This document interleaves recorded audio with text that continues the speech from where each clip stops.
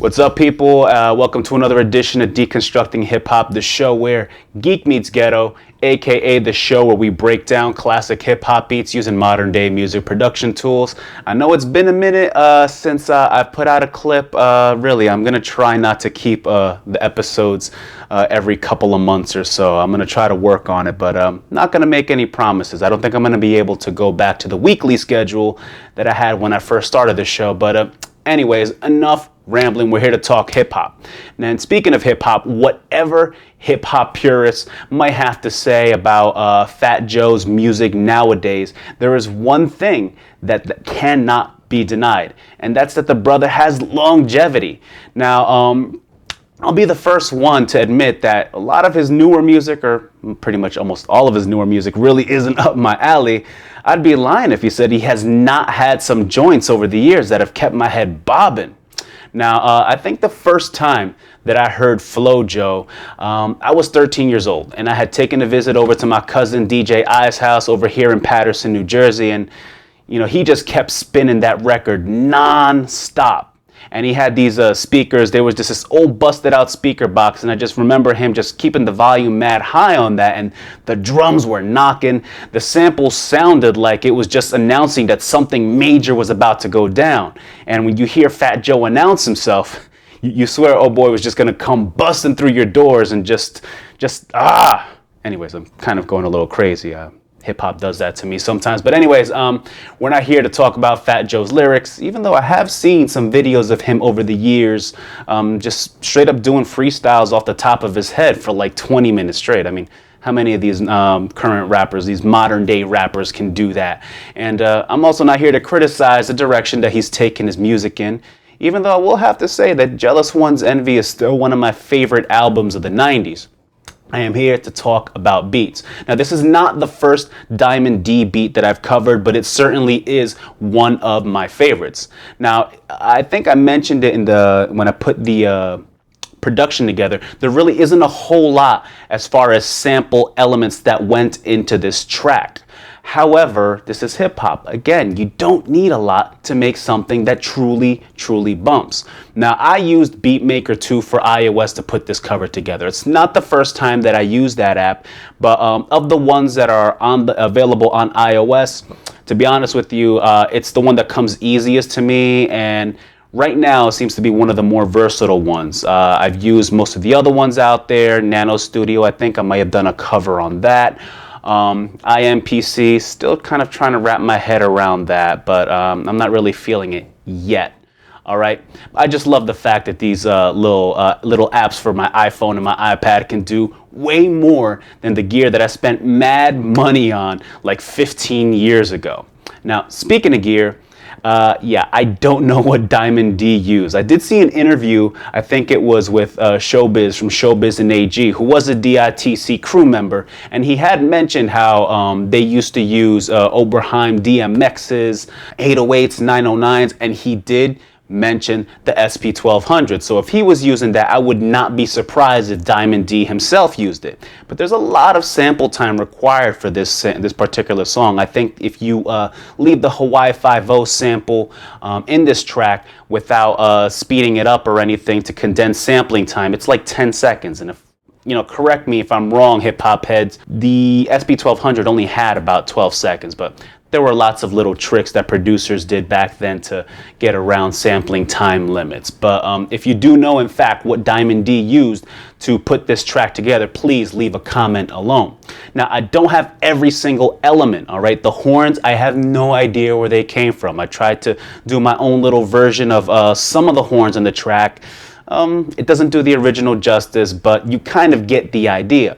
Now, before I go into the production portion of the video, which takes very long, I do want to apologize ahead of time for the mic audio. The sound quality was not so great, and I did not realize that up until I had put the video together so that I could edit it. So, as usual, let a brother know what he thinks, okay? All right, people. For this cover, once again, in iOS, I'm using Beatmaker 2. Now, I do know that IMPC is out there. Yes, I do have it. And there are plenty of other apps. I think I might have used Nano Studio in the past. Don't quote me on that. And yeah, there are tons and tons of little beat making apps out there. Still, I prefer Beatmaker 2. IMPC, in my opinion, just needs a little more work in terms of I don't know, just being easy to use in the sense of sequencing, exporting your work, and just working with arrangements. From what I'm told, it tries its best to preserve an MP3 workflow. I have to admit, I haven't used an MPC at length ever. Do not mock me. I'm another generation of beat makers. Even though I started in the 90s, I was the first person that I knew that primarily used a computer. So I was using my old IBM 486 66 megahertz computer to make some beats. But enough of the nerdery. I just feel that Beatmaker 2 is easy to use. Maybe I just need to spend a little more time with IMPC, but time is of the essence for me, as always. This beat is made up mainly of two samples, one coming from Lee Dorsey's Get Out My Life Woman, and another one coming from the Hawaii Five-O soundtrack. Yeah, that American show from the 1960s. I have no idea what particular year in the 60s, but now, the sample in question comes from just about 51 seconds into the Hawaii Five-O song, and I scrubbed over to 51 seconds, and yeah, let's just hear it.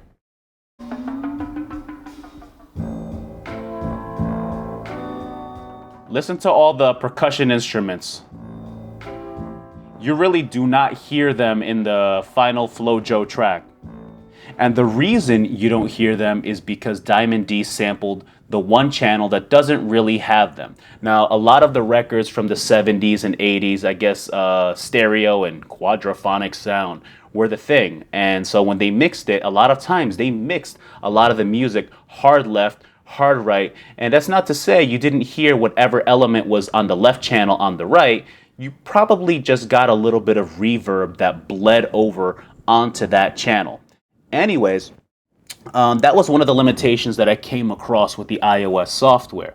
Some of them do allow straight up sampling. I was actually going to play this on my iPhone and feed it into my iPad's mic jack, but yeah, I could not do a mono sample, and that really pissed me off. All right, old samplers, all right, were able to sample a single channel. In fact, an old MPC can sample either the left channel or the right channel. Not IMPC, not Beatmaker 2, not anything else that I came across. Even the wave editors that I usually use to chop down audio in iOS didn't offer me the option to just record or to sample from one channel. So what did I end up doing? All right, I sampled it, the stereo track, and I had to use two wave editors. Now, one wave editor, it's a free one. I believe it's a Japanese name. I can't remember right off the top of my head. It's Horusa, whatever. I'm going to write its name at the bottom.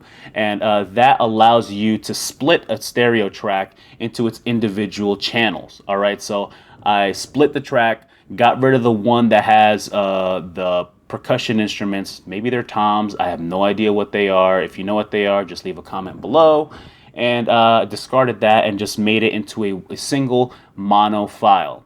Now, one of the other frustrations that I found with IMPC is that for whatever reason, it was limiting me to 10 seconds of sample time.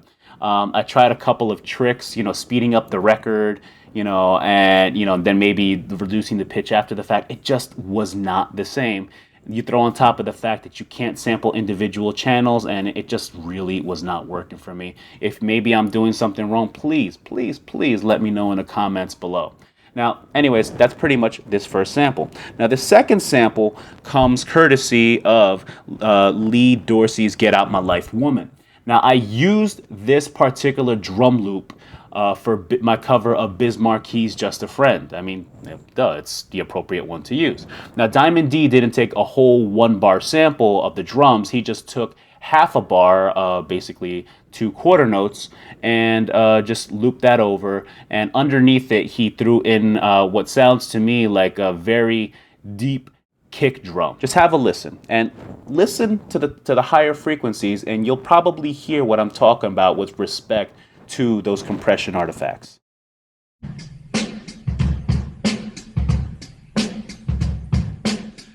And that pretty much is it. All right, and those of you with the more distinguishing ears, you'll see what I was talking about with compression artifacts. Now, those aren't the only two samples in the tracks. There is a little horn sample, two-note horn sample that repeats every 4 or 8 bars throughout the song. Remember, back in the early 90s, horn samples were the thing. All right. Almost every hip hop track coming out of the New York area was laden with little jazz horn samples. But yeah, much digging as I did, and I could not find anything saying where those jazz stabs came from. All right, now there are two versions of the beat that are out there. Now the one, there's one where you have a separate horn sample playing during the hook. All right, it's very low. It's not as prominent. It doesn't dominate it. You pretty much just hear the guys just saying "Flow Joe, Flow Joe." And there's another mix that it sounds just like more jazzy. You have this really funky jazz horn just going back and forth playing random notes. I'm not sure which one's the radio edit, which one is the album version. I'm just trying to let you guys know what went into making this track. So let's head on over to Beatmaker 2.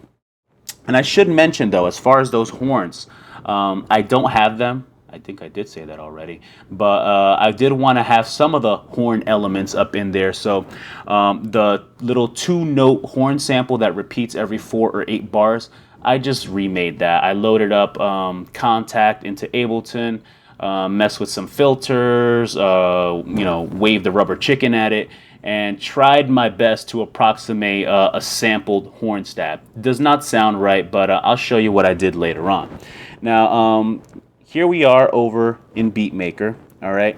Now, just like your typical drum machine sampler, you have your 16 pads, you have your 8 different banks. So if you've used an MPC or even something as new as Machine, this whole layout is going to be pretty familiar to you. Now, let me show you the sample over here. Let's go into the edit mode, and you can see it's just straight up 4 bars. All right, probably 2 bars in its original tempo, but it kind of lays out to 4 bars. Now, another thing that I love about Beatmaker, if you're lazy like me, it automatically, as long as you set in how many bars there are in the sample, 4 bars I put it at, it'll automatically kick out the tempo of the original sample. Now, I didn't tweak the pitch in this particular sample because it wasn't necessary. I believe the original tempo is what Diamond D had used, so I left it at around 86 BPM. Now, it just pretty much just plays straight through. Let me play it. Now, because I'm recording this on my Mac off of the iPad, there is a little bit of lag from the time that I press the pad, and you're going to hear the sample.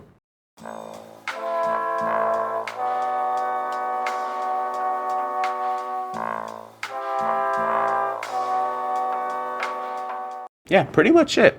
Now, there are a couple of effects that I put on the sample itself. Now, one of the things that I should mention that I like about Beatmaker is that each individual group, actually I should say each individual pad, you can send it to its own channel. How do you say? Well, first, let me go to the mixer view. All right. Now, usually when you load up a machine in Beatmaker, you just get a single channel. All right, and so all of your groups, all of your pads are going to be played on this single channel. Well, I didn't want to have to load up 3 separate instances of the drum machine, so what I ended up doing was I created 3 effects buses over here.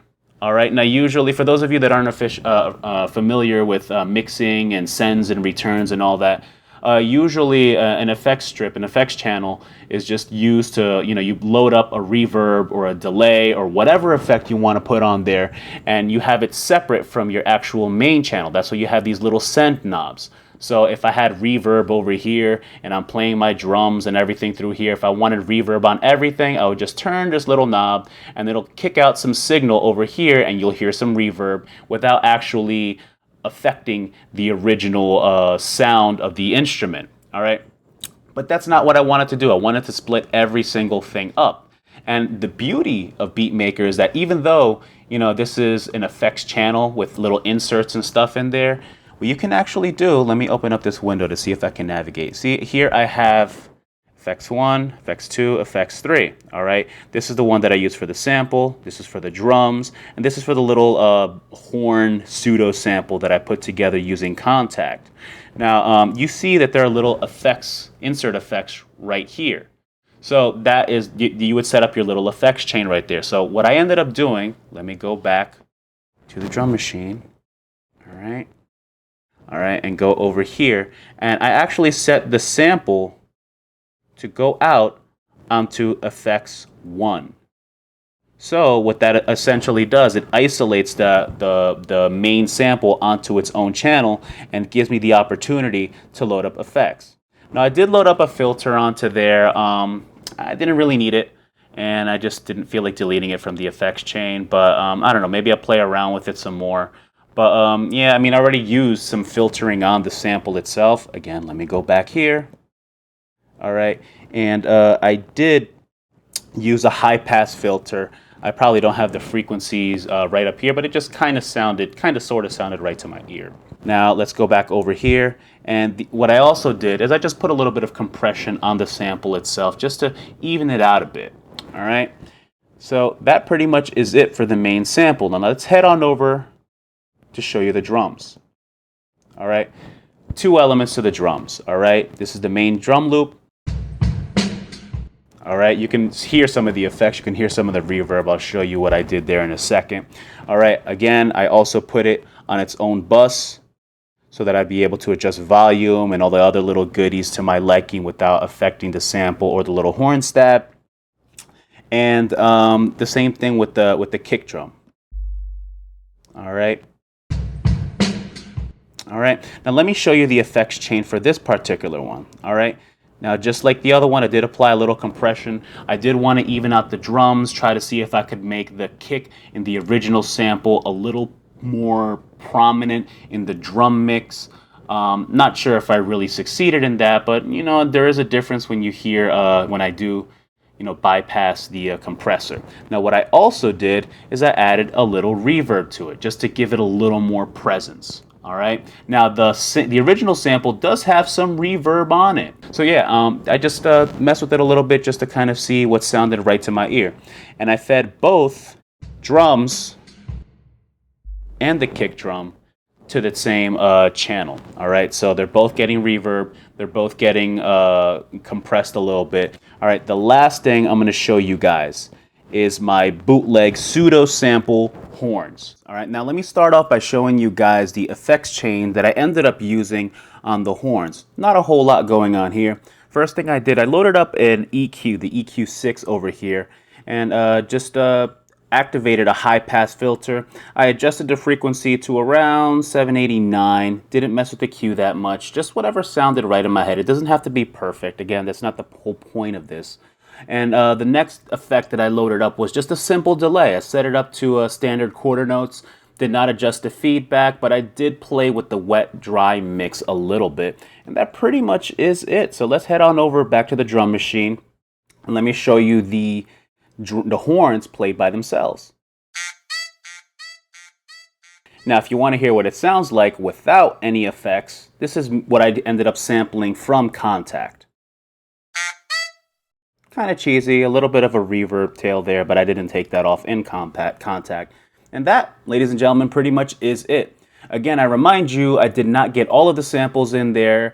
Depending on which version of the song you're listening to, they're going to be different samples on the hook itself, but I just wanted to get the gist of it. So let me play the individual elements of the beat itself so that you can hear for your listening pleasure. Let me mute out. Let's start out with the sample.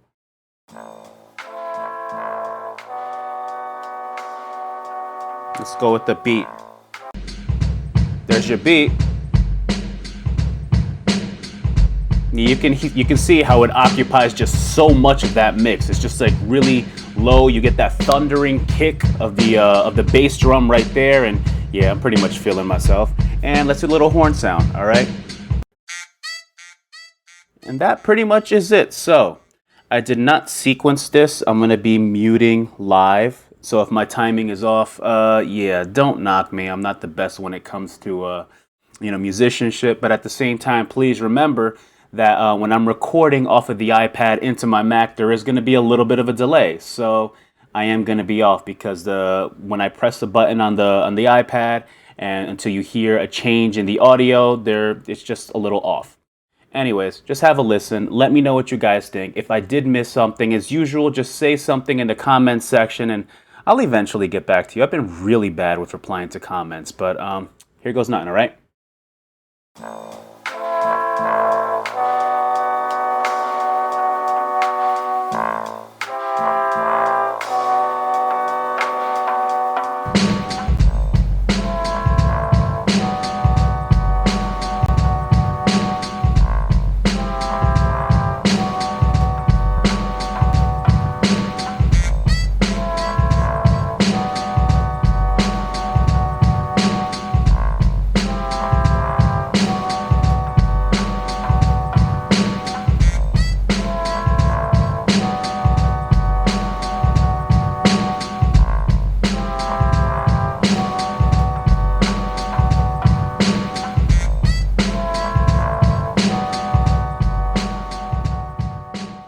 Now, of course, I'm probably not unbiased, but I think I did a decent job of getting the core elements of the track down. I mean, you got the Hawaii 5-0 sample doing its thing, the Lee Dorsey drums and the bass kick all behind that. I just need them bloody horns. Please, please, please let me know where he got them. Or Diamond D, if you just happen to see this, leave a comment. It would really, really, really make my day. But I'm sure with a little more time and maybe a little more mastering, I probably would have to export it into a DAW, and I might be able to get a very nice, polished sound out of this. But again, hip-hop in the 90s, not really that polished. But yeah, I'm rambling. I need to go. This video is mad long, but please, please subscribe to the YouTube channel at youtube.com/deconstructinghiphop. Also, same thing with Facebook. Please subscribe to our or like our Facebook page, facebook.com/deconstructinghiphop, if you don't want to end up having to get onto YouTube every single time. I usually cross-post videos onto Facebook. And always, you can follow the show's Twitter feed at twitter.com/deconhiphop. Or if you want to follow me personally, you can follow me at twitter.com/RogerGill79. I'm a therapist by trade, so you'll come across a lot of mental health posts there. Yep, I think that just about covers it for now. I'm really going to try and do my best to get another episode up to you guys in a reasonable amount of time, not the whole 2-month thing that I did last time. But yeah, anyways, you guys take it easy, all right? Peace.